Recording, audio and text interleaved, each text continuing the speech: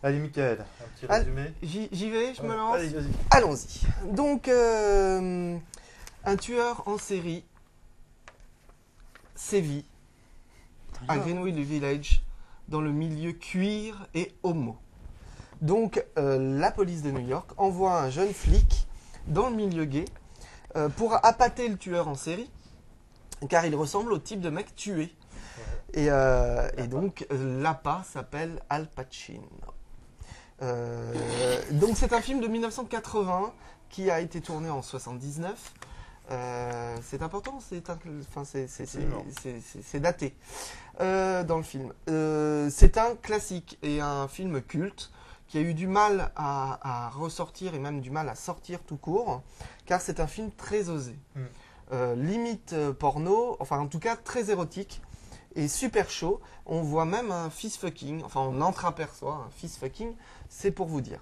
Et encore, le film il durait 2h20, il a été amputé de plus de 30 minutes. Hein. Oui, de scènes De notamment scènes plus beaucoup trop hardcore. Et donc Al Pacino ose au moins aller dans un domaine pareil, jouer un rôle un peu, même si à chaque fois on nous le montre bien avec sa petite copine en train de faire l'amour le plus souvent possible, mais son personnage au fur et à mesure du film a quand même des doutes sur sa sexualité et change au fur et à mesure qu'il fréquente ce milieu gay. Donc on connaît le tueur très rapidement puisqu'on voit le premier crime, on assiste au premier crime, enfin on le connaît, en tout cas on entreaperçoit un physique. C'est comme dans Scream, on le voit tout de suite mais on ne sait pas qui est derrière le masque. Voilà, sauf que là il n'est pas masqué. Oui, il a des lunettes pour savoir qui c'est. Mais bon voilà, on ne sait pas trop qui c'est. Mais parfois justement on essaie de deviner avant Pacino et on est surpris finalement du résultat, mais c'est un peu dommage, on aurait aimé peut-être plus suivre les pas de Pacino dans son enquête. Mais enfin c'est quand même un film à voir, je pense, pour une catégorie de personnes, notamment notre public, c'est-à-dire vraiment, je suis pas sûr que ce soit un film très grand public. Car c'est quand même très osé, très chaud. Et c'est surtout que beaucoup d'associations homosexuelles ont critiqué le film en disant oui, vous montrez des homosexuels qui sont dépravés. D'ailleurs, il y a un avertissement au début du film. Voilà, qui nous dit bien que justement ça ne montre qu'une partie de l'homosexualité, qu'un style d'homosexuel et que tous les homosexuels ne sont pas comme ça et tous les homosexuels ne sont pas des tueurs en série homo refoulés. Donc c'est étrange qu'il y en a qui aient mal pris ça. Il a été taxé d'homophobie. Mais quand tu vois des films par exemple qui se passent dans le milieu de l'échangisme ou dans le milieu d'une sexualité particulière entre hétéros, les hétéros ne le prennent pas mal. Oui, non, mais c'est vrai que je veux dire, on peut parler d'une catégorie de gens à l'intérieur d'une autre catégorie. Ça se passe dans le milieu cuir, SM, gay. Voilà, ouais. Mais c'est que simplement, comme on aurait pu faire un truc sur le cuir SM. Sauf qu'à l'époque, il y avait peu de films. Voilà, il y avait peu de films gays. Donc une fois qu'il y en avait en plus, avec un rôle de la stature d'Al Pacino, c'est vrai que c'est pour ça que et William Friedkin qui sortait de French Connection notamment. Donc c'était pour ça aussi que les associations avaient été un peu réticentes par rapport au film, mais qui reste quand même un film à voir, un film de genre et un film réussi, moi je trouve.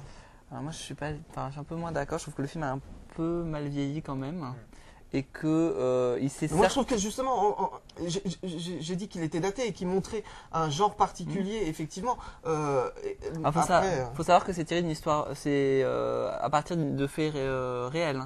C'est-à-dire qu'il y a vraiment eu des meurtres de ce type à l'époque dans New York. Donc ça c'est la base du scénario. Après moi je trouve qu'il s'est un peu trop intéressé peut-être au personnage ambigu d'Al Pacino et qu'il a un peu trop laissé tomber le scénario. Alors est-ce que c'était dans la demi-heure qui a été zappée, etc. Mais du coup moi je trouve qu'on a beaucoup d'ambiguïté sur le meurtrier. Moi je suis pas convaincu du tout par la réponse du film. Il y a plein de trucs qui restent en suspens, qui laissent planer et qui demandent plein de réponses à nos questions et c'est un peu dommage. Je trouve que le scénario a du coup un peu été bâclé et que le film a un peu vieilli, mais il reste à voir. C'est un film certainement culte pour certains gays, pas pour moi, mais c'est une image justement du milieu queer new-yorkais, de l'époque, qui est vraiment pas totalement presque, fausse, hein. Je pense pas, même très réaliste, très documentaire. Et c'est vrai qu'à chaque fois on se dit mais jusqu'où Pacino va aller dans le film, parce que c'est vrai que quand tu es flic hétéro infiltré dans le milieu gay pour trouver un tueur, et en fait tu es obligé quand même de faire monter les mecs dans ta chambre, voilà, et on se dit, à un moment donné, on voit une scène où il est quand même à poil, ligoté. Voilà, donc tu peux aller voir. Ça peut finalement valoir Surtout, il faut situer ça aussi dans son contexte, c'est-à-dire que c'est un film donc de 79, donc une période avant SIDA. Et oui. Donc cette période-là, dans le milieu gay, c'était tout est permis. Et donc c'était partouze géante, en tout cas dans certains lieux. Et c'était vrai que tout le monde couchait avec tout le monde. C'était plutôt le début du sida, justement, peut-être. Non, c'était la fin, justement. C'était la fin de la période de liberté sexuelle totale. Ouais. Et c'est justement le sida. C'est ce qu'il a fait, c'est oui, bien sûr. Et le sida a été découvert 2 ans après ce film. Donc c'est pour ça. Non, mais c'est pour ça que dans ce film-là, ils ont autant de liberté avec leur sexualité et qu'ils osent tout. Donc voilà, donc oui, combien de... Moi 3G, hein, je trouve que c'est vraiment un bon film. 2G. Ouais, 2G aussi. Moi je suis entre 2 et 3. 2 finalement. Oui, enfin si, c'est à voir parce que voilà, c'est vraiment le reflet d'une époque. Et d'un certain milieu, d'un certain milieu, et c'est un ovni ce film, quand même.